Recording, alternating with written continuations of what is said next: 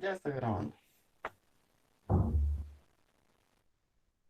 Entonces, pues empecemos por el principio. Antes de atacar directamente a la noción del conjunto ZP, quiero dejar claro algunas observaciones que tenemos sobre las estructuras algebraicas con las cuales estuvimos trabajando anteriormente. Que me refiero a la primera ayudantía y qué observaciones voy a hacer.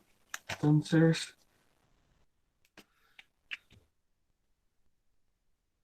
observaciones.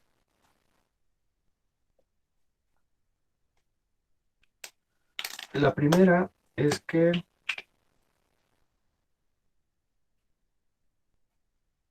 todo campo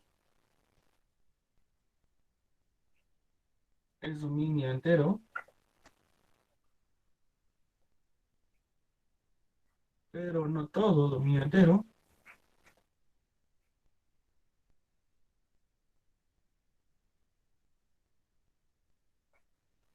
es campo. No, aquí tenemos nuestra primera observación, la cual es súper importante, ya que siempre suele haber una confusión muy grande en ese punto. ¿Dudas con esto de aquí? Recuerden que un dominio entero es, bueno, ahorita lo escribo, dejen.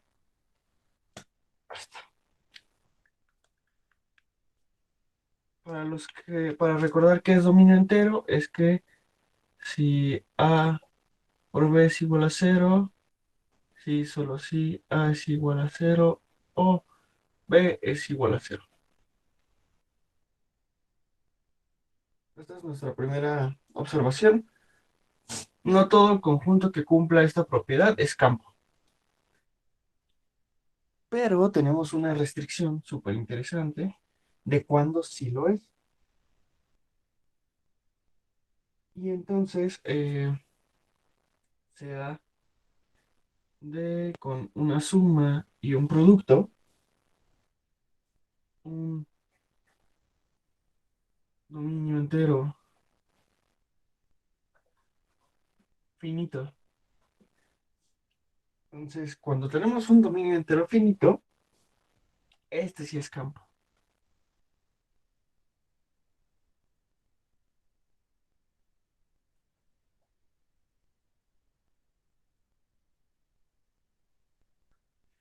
¿Sí? El único momento donde se da la igualdad de la observación uno es cuando realmente nuestro dominio entero es finito. ¿Sí? Que sea finito quiere decir que pues podemos contar sus elementos, ¿no? De cierta forma. Puede que tardemos mucho tiempo, pero ese proceso es uno al que vamos a llegar y vamos a poder terminar, ¿no? Vamos a poder terminar en un tiempo determinado. Entonces, a ver, me preocupa que no está enfocando. Listo. Y ahora sí, ya, con estas dos observaciones, vamos a hablar sobre el conjunto ZP.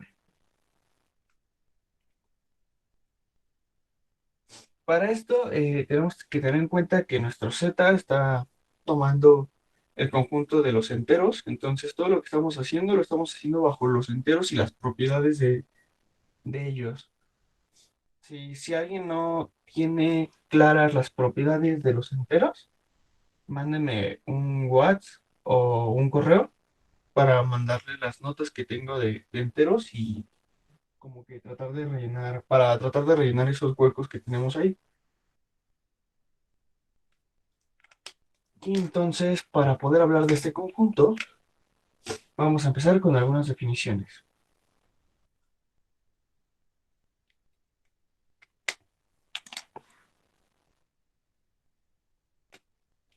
Entonces, nuestra primera definición que necesitamos es, sean A y B números enteros,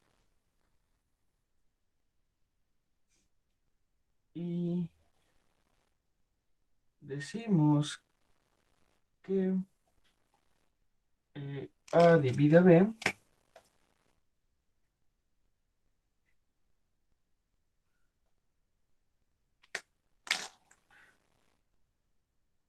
a ver si existe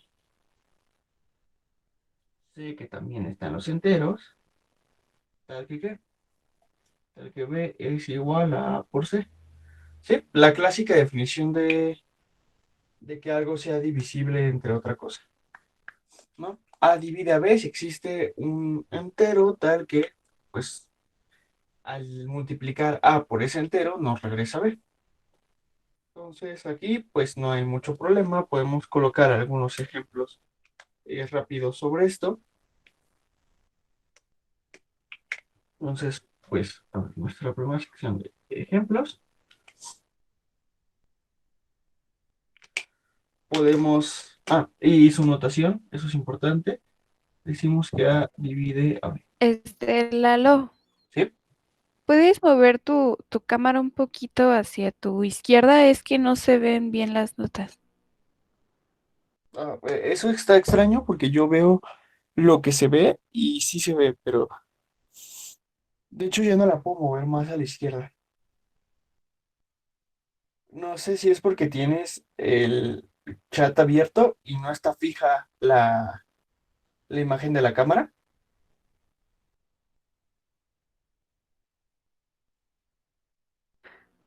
Ah, no, perdona, entonces creo que se trabó mi pantalla. Ok, ok. Disculpa. Sí, o sea, dale clic a la imagen donde se está viendo la pantalla y aparece como un pin, como una tachuela. Entonces le das clic y ya se fija la imagen y se ve completa y puedes poner a la vez el chat. Ya quedó, gracias. De nada. Entonces, esta es nuestra anotación, una barra vertical. Y nuestro primer ejemplo es que, pues, 2 divide a 8. Pues, ya que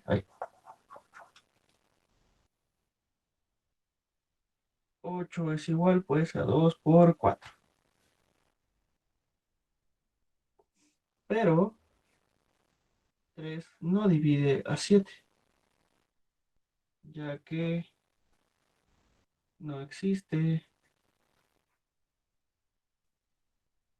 n tal que 7 sea igual a 3 por n. ¿Sí? Hasta aquí queda clara esta noción de divisibilidad.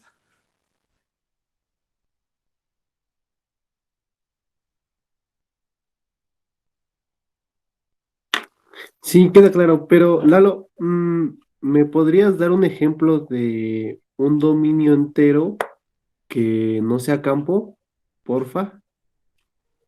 Claro, si quieres, ese lo damos ahorita que ya construyamos a ZP, ya que eso va a ser eh, bastante más fácil.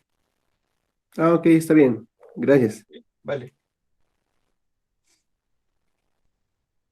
Para los demás ya puedo, bueno, puedo borrar el pizarrón. ¿Por qué le puso X? ¿En dónde? Bueno, eso es una multiplicación en 3 3 por 7 sería. No, no, no, no es una X, es este simbolito que es nuestro simbolito que denota la división y lo tachas, indicando que no divide. Ah, ok, ok. Sí, es una línea vertical como con una rayita que, donde tachas, como cuando dices que no existe, entonces ocupas el de existe y lo tachas para decir Sí, que no pasa. ok, está bien. Gracias. Entonces voy a borrar aquí arriba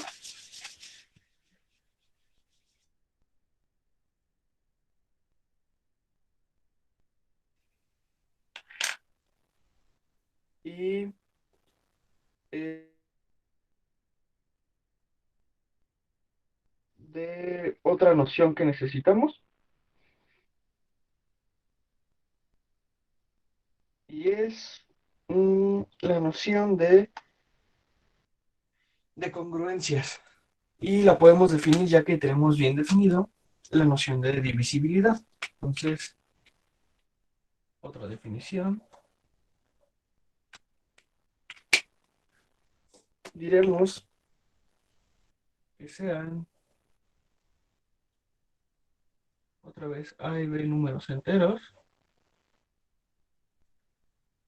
Y necesitamos un número positivo, bueno, natural y positivo. Yo sí tomo en cuenta el cero para los naturales. Entonces, decimos que A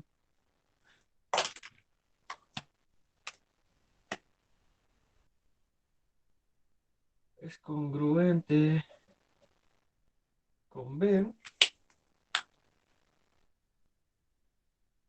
Aquí viene lo importante. Módulo M.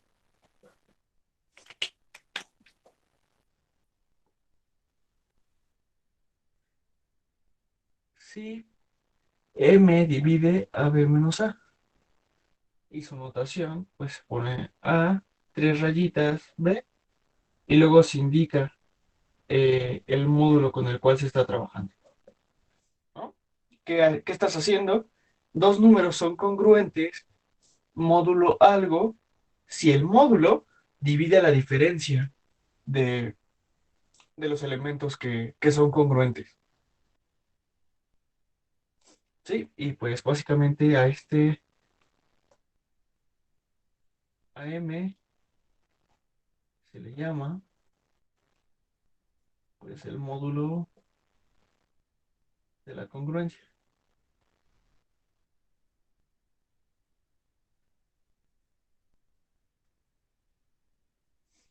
¿Sí?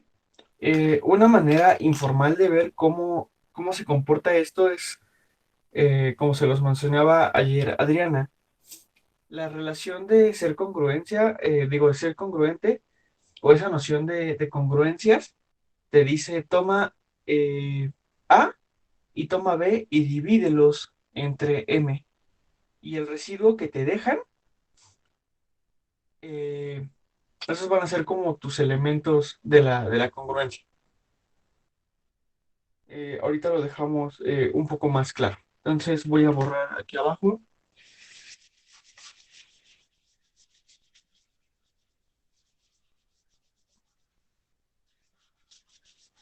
para poner un ejemplo.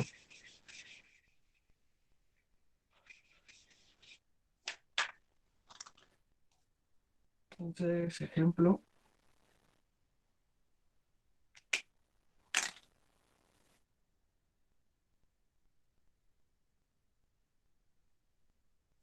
pues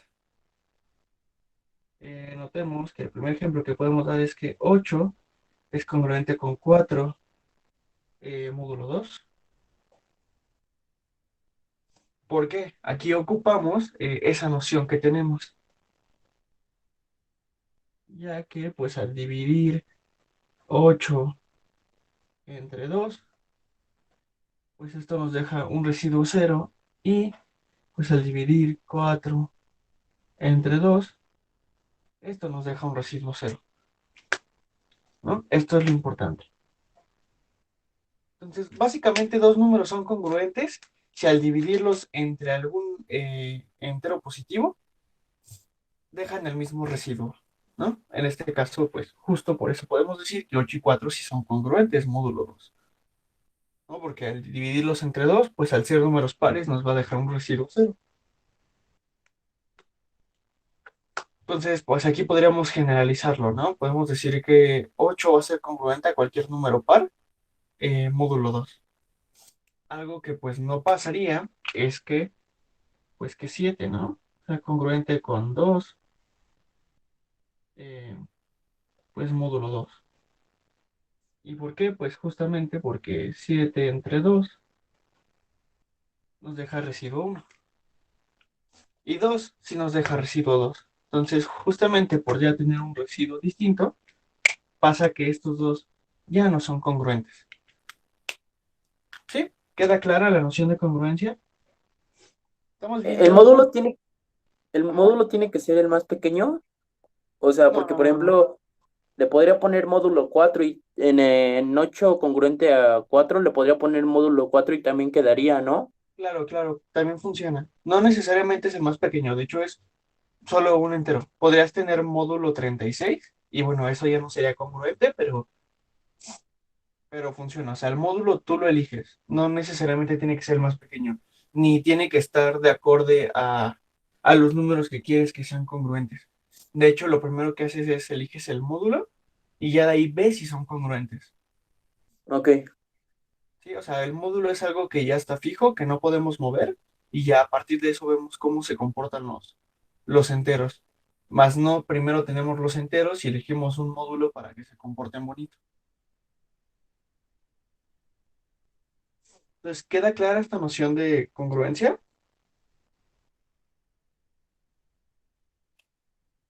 Sí, quedó claro.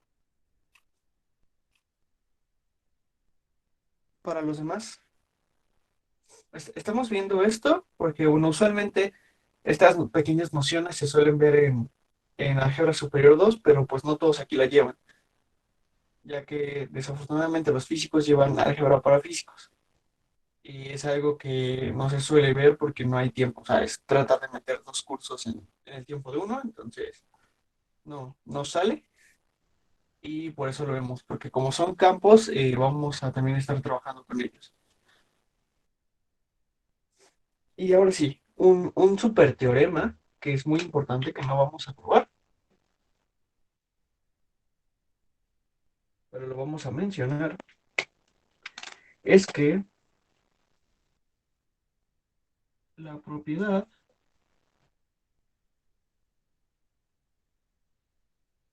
de ser congruente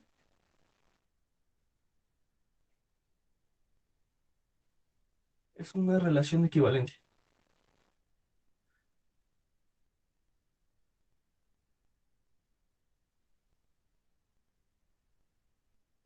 ¿no? Esta propiedad de que algo es congruente a otra cosa módulo m es una relación de equivalencia y esto está súper chévere porque pues al ser equivalencia tenemos otro teorema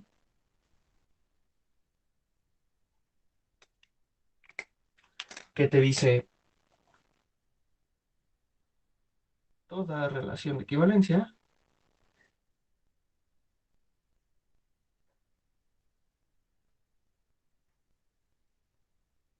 eh, induce una partición,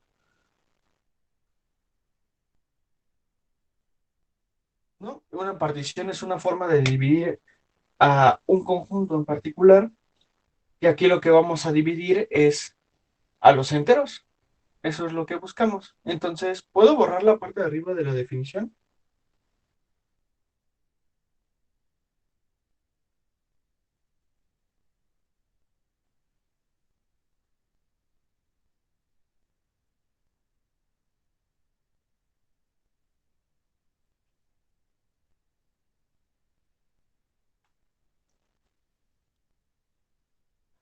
Entonces, voy a borrar aquí.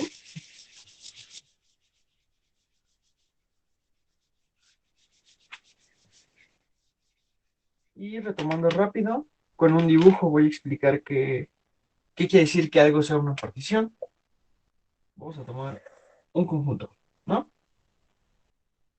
Y una relación de equivalencia R. Una partición es una familia de conjuntos, es decir, vamos a tomar este conjunto y lo vamos a dividir en subconjuntos más pequeños que tienen que cumplir una propiedad súper importante.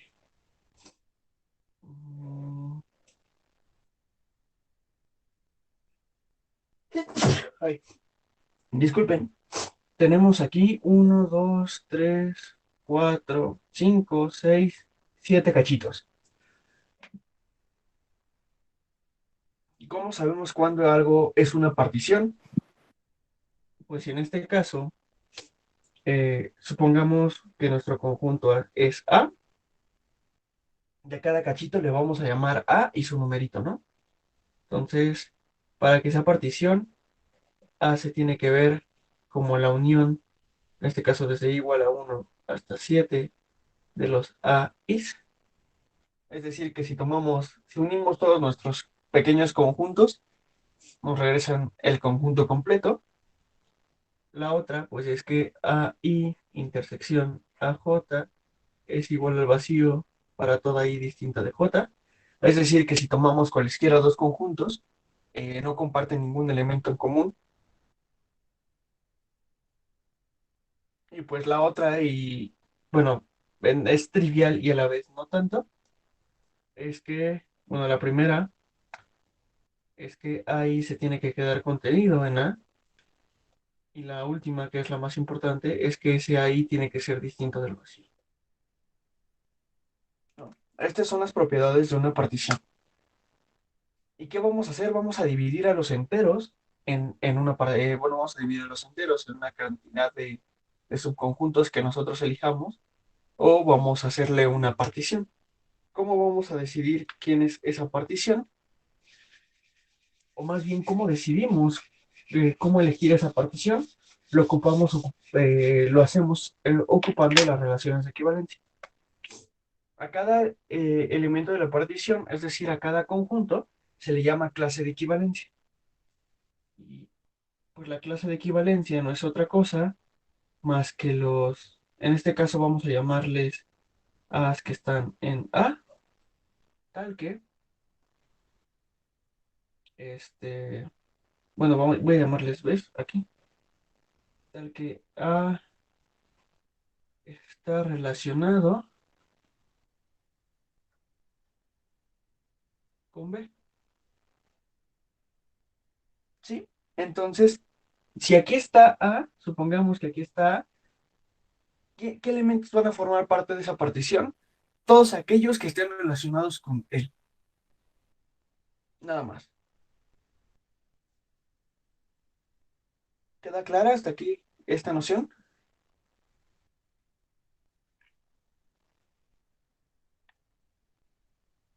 ¿Podrías No, repetirlo, porfa? Ya.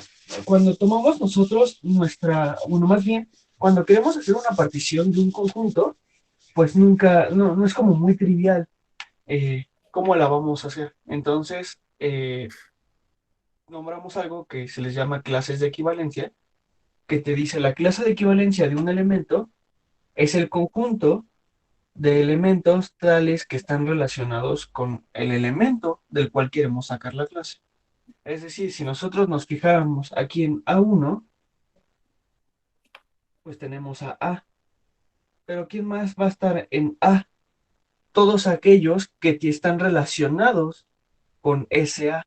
¿Bajo quién? Bajo la relación que nosotros queremos. Vamos a hacer un ejemplo muy burdo con los enteros. Entonces, supongamos que en este caso nuestro conjunto TA son los enteros y nuestra relación va a ser congruente módulo 2. Ojo, aquí está súper importante que nuestra relación tiene que ser de equivalencia para poder hacer las particiones. Si es de equivalencia, sí nos va a poder asegurar que vamos a tener una partición. Si no es de equivalencia, no podemos asegurar que se cumplan estas condiciones tan chéveres. Entonces, si nosotros queremos hacer esto con Z, supongamos que tenemos a Z, ¿y cómo lo vamos a dividir? Tienen que ser dos conjuntos tales que la unión sea todo Z. Obviamente que cada subconjunto esté contenido en Z y sea distinto del vacío, pero que cuando los intersectemos, eso nos dé el vacío. ¿Cómo los dividimos? Pues tomamos la relación de ser congruente módulo 2. Y justamente les pregunto, ¿cuáles números son congruentes con 0 módulo 2? ¿No?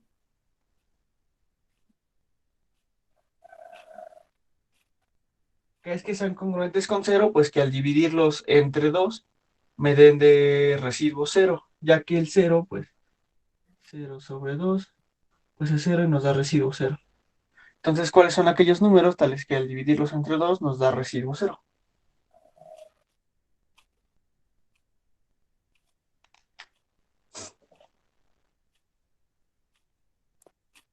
Exactamente, ¿no? No, espera. Bueno, salvo a Mm. Diego, porque ya tomó conmigo números y ya tiene que tener esto clarísimo. Uno, pues tiene que ser el cero, pero la otra, pues tienen que ser los números pares, ¿no? Todos los números pares son aquellos que cuando los divido entre dos, pues la división es exacta. Y entonces, pues nuestro primer conjunto van a estar aquí todos los pares que les vamos a llamar 2 por z, ¿no? Todos los números pares. ¿Y qué otros números me sobran? Tengo el cero, pues ahora nos podemos preguntar todos aquellos que son congruentes con uno, módulo 2. ¿Y quiénes son esos números?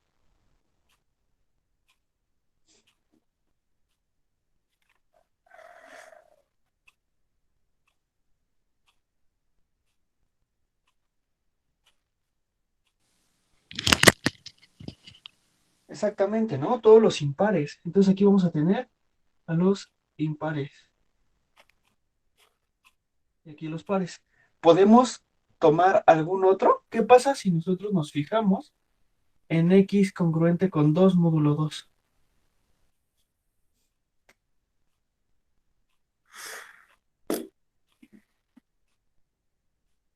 ¿Qué está pasando ahí?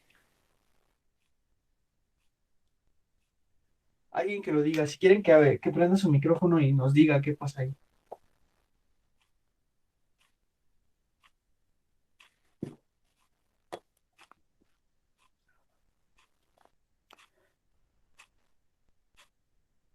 Exactamente, ¿no? Este 2 ya está dentro de los números pares y entonces ya se encuentra en un conjunto, por lo tanto no nos sirve. ¿Qué sería lo más natural? Irnos a preguntar qué pasa con los que son congruentes con 3. Pero ¿qué pasa? Uno, pues tenemos que 2 es congruente con cero módulo 2, por eso no nos sirve este ejemplo. Y si nos vamos al siguiente número, que es x congruente con 3 módulo 2, pues ¿qué pasa? 3 es congruente con uno módulo 2, porque los dos dejan el mismo residuo, por lo tanto ya se encuentra aquí adentro, ¿sí? Y ya no vamos a poder construir más conjuntos, entonces estamos haciendo ¿qué? Estamos haciendo una partición de los enteros bajo esta relación de equivalencia, ser congruente. Y entonces ya logramos dividir a los enteros en dos conjuntos, ambos no vacíos, porque aquí van a estar todos los pares, aquí todos los impares, tal que si tomamos la intersección de ellos tiene que ser forzosamente vacía y que al unirlos nos regresan todos los enteros. Por lo tanto, nuestra partición está bien hecha. ¿Sí queda claro?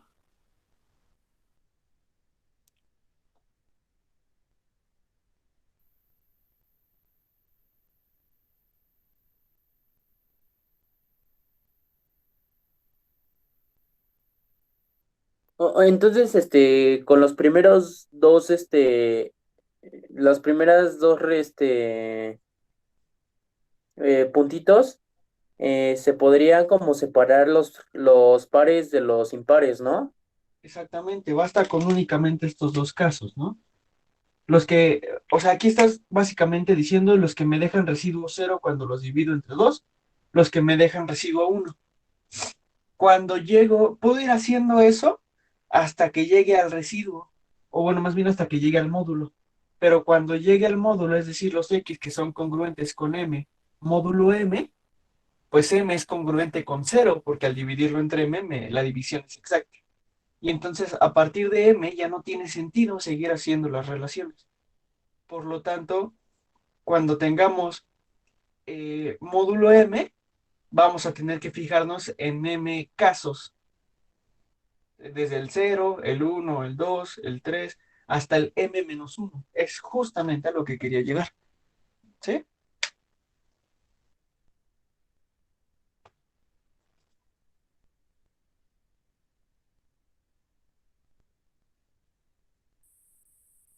¿A los demás? ¿Claro?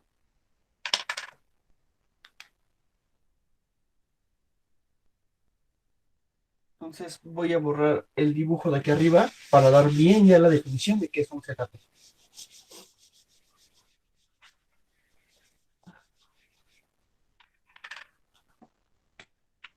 Entonces, definición.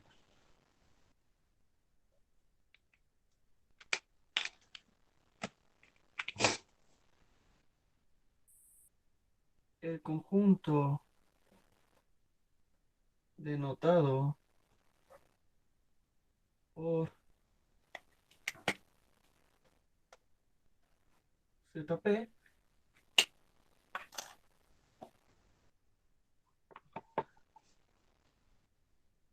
es el conjunto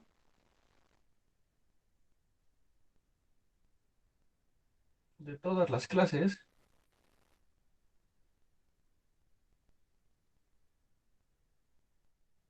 de equivalencia módulo P.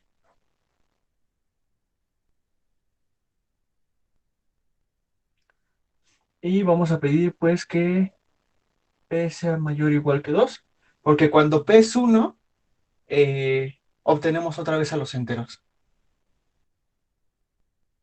Y con esto pues, es decir, que esta coma se fue de gratis, es decir, pues que ZP, ¿quiénes van a ser?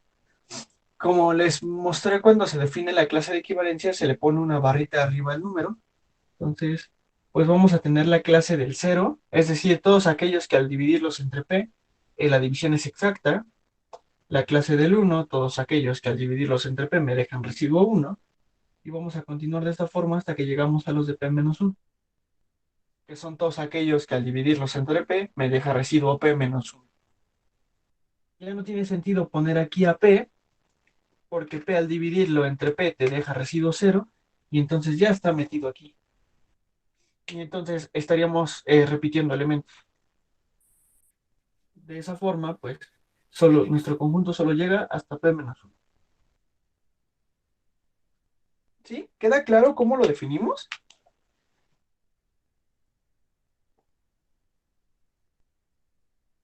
Sí, está claro.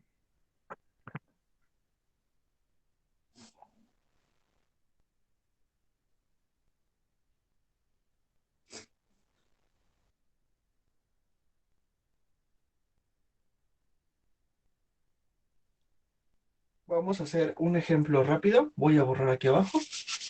Me preocupa que los demás no digan nada, y no necesariamente por micrófono. Pero a ver, vamos a tomar, en este caso, P igual a 4. ¿No? Entonces nuestro conjunto Z4, pues vamos a tener que fijarnos los que te dejan residuo 0, residuo 1, residuo 2 y residuo 3. Entonces, aquí los que nos va a interesar es poder ver dónde se encuentra cada elemento. Entonces, pues los que me dejan residuo 0, esa clase, ¿quién va a estar aquí metido?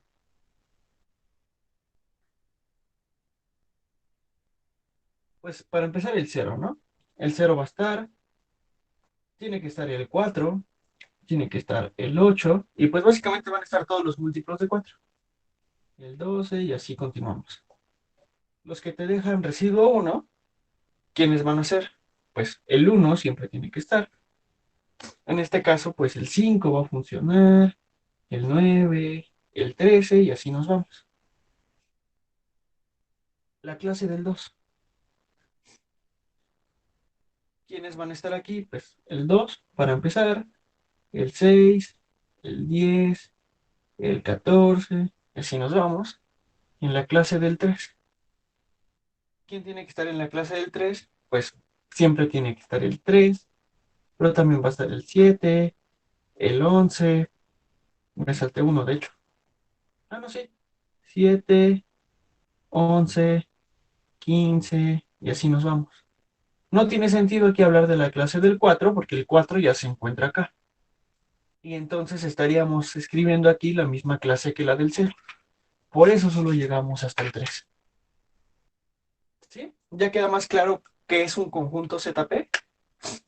O sea, si se dan cuenta, este conjunto tiene elementos, es finito, solo tiene 4 elementos, pero sus elementos ya no son pues elementos solos, sino son una clase de equivalencia que hay dentro. Sí, eso es lo que lo hace como una noción un poco más complicada, que estos elementos en realidad pues ya no son elementos así a secas, sino es algo muchísimo más grande, que es una clase de equivalencia. Pero a nosotros no nos interesa ver cuántos elementos hay en la clase de equivalencia, porque si fuera así, pues esta clase de equivalencia es infinita. Lo que nos interesa es que solo hay 4 clases, ¿sí? No los elementos que están dentro de cada clase. Por lo tanto, esto es súper importante, los ZPs son finitos. ¿Queda claro eso?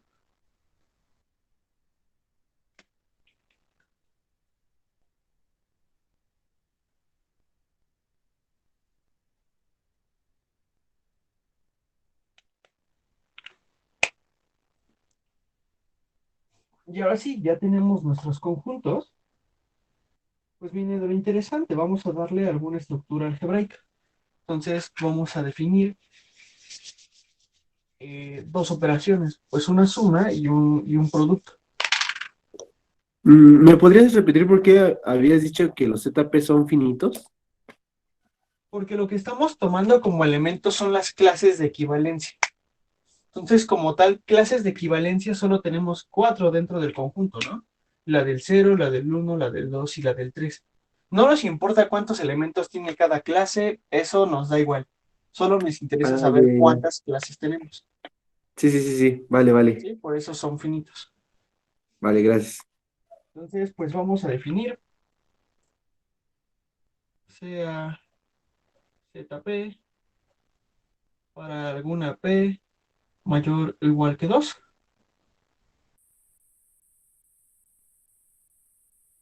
Y pues nuestra primera operación, la suma.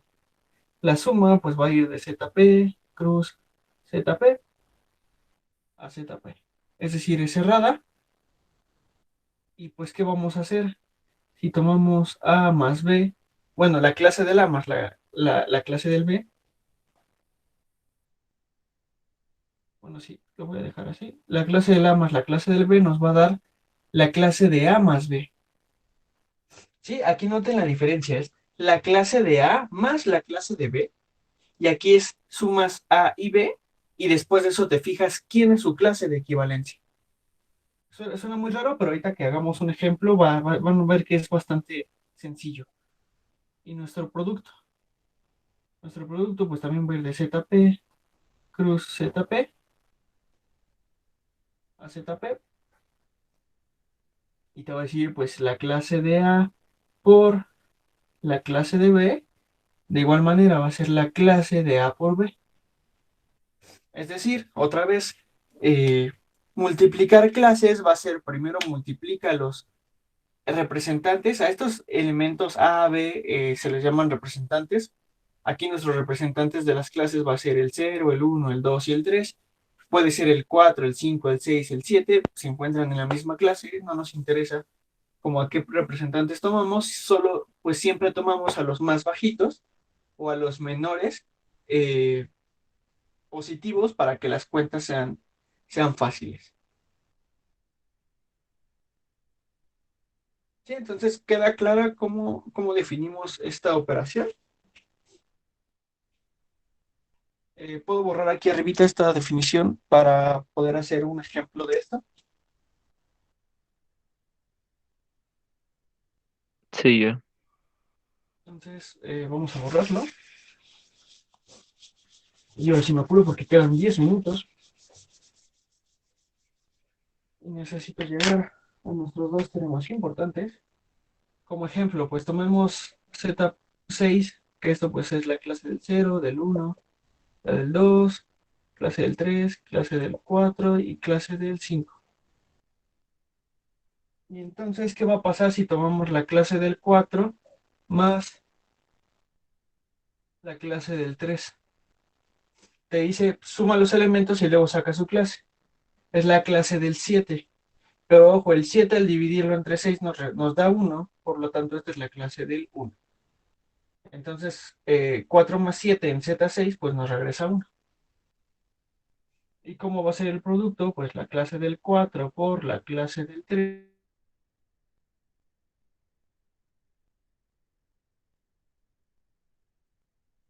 6 nos da 2 y es división exacta. Pues esta es la clase del 0. ¿Dudas?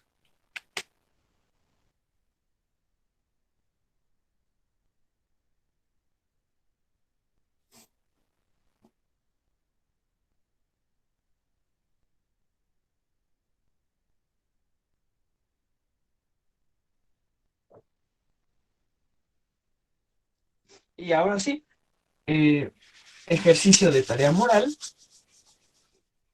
es el siguiente teorema, que pues no está complicado, ya usando lo que hemos visto en los videos anteriores sale. Teorema.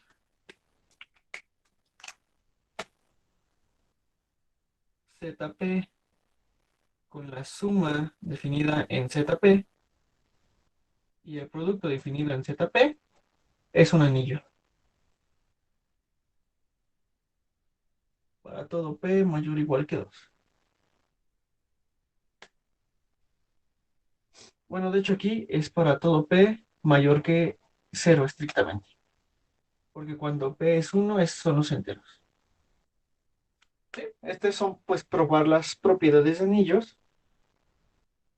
Y ahora sí llegamos a la que nos hiperinteresa. Teorema. Esta se queda, la de arriba se queda de tarea moral, la de abajo la vamos a probar. Es ZP es un dominio entero, entero, sí, solo sí, P es primo.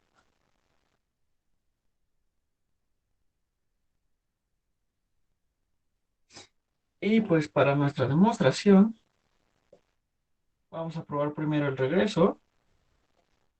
Supongamos que P es primo.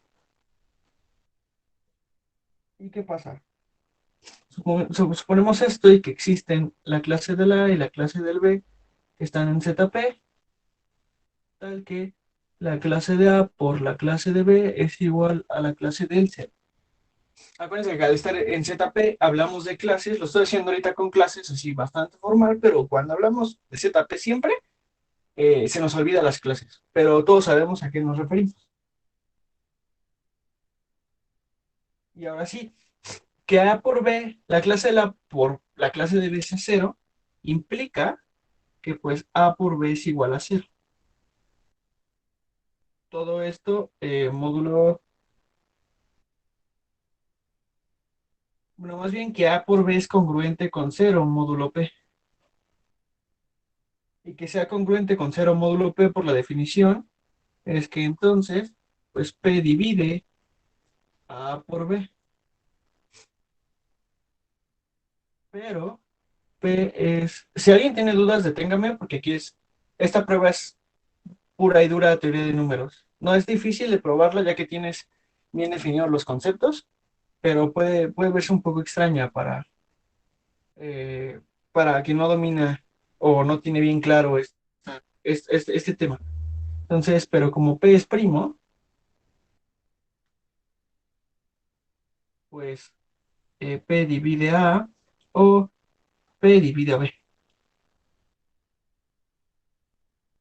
Y que P divida A o que P divida E, a B nos da la siguiente conclusión.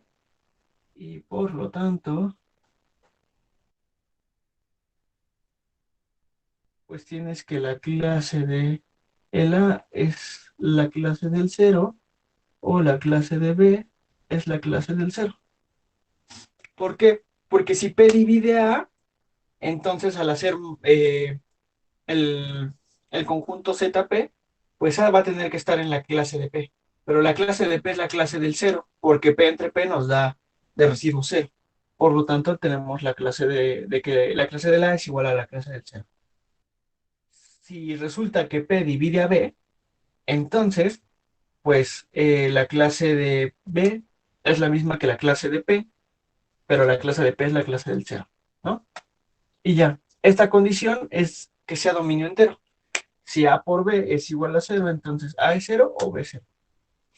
Y por lo tanto aquí ZP es dominio entero. Y acabamos el regreso.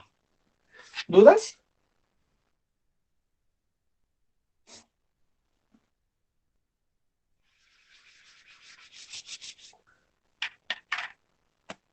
No por ahora. Vale. Y ahora sí, vamos a hacer la ida. Por contradicción. Supongamos que no. Es decir, que P no es primo. Entonces, si no es primo, es un número compuesto. Entonces, P es compuesto. Es decir, existen A y B en los enteros, tal que ¿qué? Pues P es igual a A por B. Y ya acabamos, ¿no? Porque entonces la clase de la A por la clase de B va a tener que ser igual a la clase de P. Pero la clase de P es igual a la clase del cero. Así, tenemos que la clase del cero se está viendo como producto de dos clases donde A y B son distintos de cero. Me falta especificar eso. Con A distinto de cero y B distinto de cero, obviamente. Eh, entonces tenemos la clase de la, eh, pues, bueno, básicamente A distinto de cero, B distinto de cero, sus clases van a ser distintas de cero, igualadas a la clase del cero.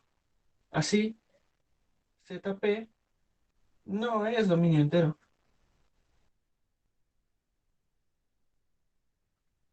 Y pues contradicción, ¿no?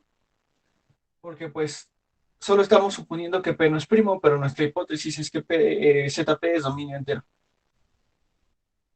Y por lo tanto, P es primo. ¿Dudas? Sí, yo ya no entendí por qué decíamos que ZP no es dominio entero. Porque estamos describiendo a la clase del cero como producto de dos clases donde ambas clases son distintas de cero. Entonces no cumple esta propiedad. Ah, ok. La propiedad de ser dominio entero es que te dice que si tienes A por B igual a cero, entonces alguno de los dos que se están multiplicando tiene que ser cero. Y aquí justamente estamos encontrando dos que son distintos de cero. ¿Sí? Sí, sí, sí, ok, gracias. ¿Los demás dudas?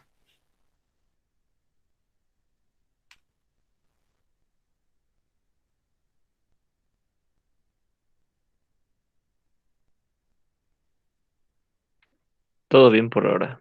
Y pues nuestro último corolario de hoy, que de hecho es un corolario bastante simple, es que ZP es campo, sí, solo sí, P es primo, ¿no? Y este es muy fácil probarlo, porque si suponemos que ZP es campo, pues ya habíamos visto que campo, si un conjunto es campo, sí es dominio entero, entonces ZP es dominio entero y por el corolario anterior P es primo. Y ya acabamos. Y el regreso, este dice que si P es primo, por el teorema anterior que acabamos de probar, pues tenemos que ZP es dominio entero. Y al ser ZP finito, tenemos un dominio entero finito, y por lo que mencionamos al inicio de la clase, todo dominio entero finito es campo. Y de esa forma ZP es campo. Entonces ya sabemos qué primos, digo, qué números nos van a servir para que nuestros ZP sí sean campos. Van a ser todos aquellos donde P es primo. Z2, Z3, Z5, Z7, Z31, todos esos sí van a ser campos y nos van a servir para trabajar en nuestros espacios vectoriales. ¿Sí? ¿Dudas de esto? Y el ejemplo que me habían dicho, que un dominio entero que no fuera campo, pues los enteros. ¿Pero por qué es finito? ¿Por qué es finito? Porque habíamos dicho más o menos a la mitad de la clase que ZP es finito, porque solo estamos contemplando las clases de equivalencia que hay dentro de ZP, más no a los elementos de cada clase de equivalencia.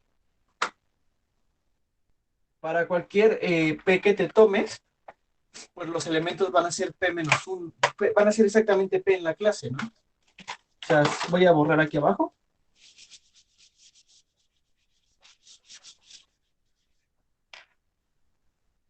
De hecho, voy a abrir de una vez la compu para dejar de grabar. Si tomas a ZP,